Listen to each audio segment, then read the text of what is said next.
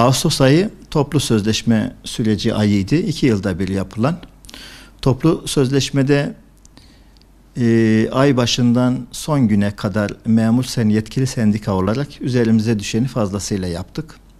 Hem illerdeki tepkilerimiz, genel merkezdeki tepkilerimiz, Ankara eylemlerimiz, sadece emniyetin rakamlarıyla 25.000 olan katılımın olduğu eylemlerimize baktığımızda çadır eylemlerimiz, sosyal medyadaki çalışmalarımız, ziyaretlerimiz, memurların ve memur emeklisinin düştüğü durumu açıklayıcı net rakamlara bakıldığında devletimizin, hükümetimizin, kamu işvereninin bunları dikkate alacağını ümit ederek makul şekilde tekliflerimizi götürdük. Ancak makul olan bu teklifler malul yasa gereği birçoğu devreye konulmadı. Dolayısıyla masaya oturuluyor. Yasa gereği bu malul, bu sakat olan yasa, başta şunu da söyleyeyim ki bu yasa değişmediği sürece bundan daha fazlasına da ulaşmamız mümkün değil. Dolayısıyla bir sonraki toplu sözleşmede biz bu yasayla oturmak istemiyoruz.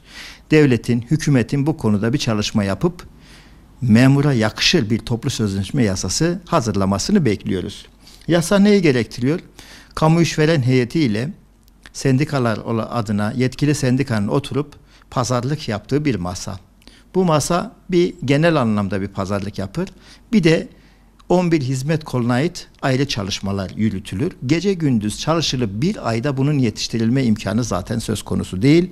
Ondan dolayı da hükümet tarafı da çok net bir şekilde sona doğru bu işi sürekli birçok problem çıkararak bu işleri sıkıştırıp birçoğunun yetişmemesini, kısacası işi oldu bittiye getirerek birçok kazanımın ortadan kaybolmasını arzu ediyor. Ki onlar da kendi cephelerinden bütçeden ne kadar az çıkarsa. Şimdi yasa gereği zam pazarlığına giriyorsunuz. Zam pazarlığında siz bir teklif yapıyorsunuz. Kamu işveren heyeti bir teklif yapıyor. Ortada buluşmanız gerekiyor. Evet, bir adım oradan atılıyor, bir adım buradan atılıyor ve anlaşamıyorsunuz. Tekrar yeni bir oturum, tekrar yeni bir oturum ve oturumlar bitince anlaştığınızda imza atıyorsunuz. Anlaşamadığınızda kamu heyetine başvuruyorsunuz, hakem heyetine. Hakem heyetine başvuruyorsunuz. Hakem heyeti 11 üyeden oluşan, çoğunluğu hükümetten oluşan 6 üyeyi hükümetin atadığı bir heyet, ama bu heyette kimin olması, hangi ismin olması, hangi makamda olmasının hiçbir hükmü yok. Hükümet ne derse onu yapan bir onay kurumudur. Dolayısıyla biz onların hakem olduğunu kabul etmiyoruz. Hakem demek, adalet adına her iki tarafın yanlışlarını, eksiklerini ortaya koyup makul bir teklif ortaya koymaktır. Böyle bir görevi, böyle bir durumu da söz konusu olmadığı için kamu heyetine güvenmediğimizi, kamuoyunun güvenmediğini ilan ettik. Kamuoyu ve memurlarımız şunu merak ediyorlar. Kamu heyetine hem güvenmediğiniz halde kamu heyetinde niçin bulundunuz? Evet, kamu heyetine güvenmediğimiz için kamu heyetine biz başvurmadık. Hakem heyetine diyorum. Hakem heyetine başvurmadık. Niçin? Zaten güven veren bir durumu yok, bir sonuçta yok. Hakem heyetine başvuran hükümet. Hakem heyeti toplandığında o zaman neden üye gönderdiniz?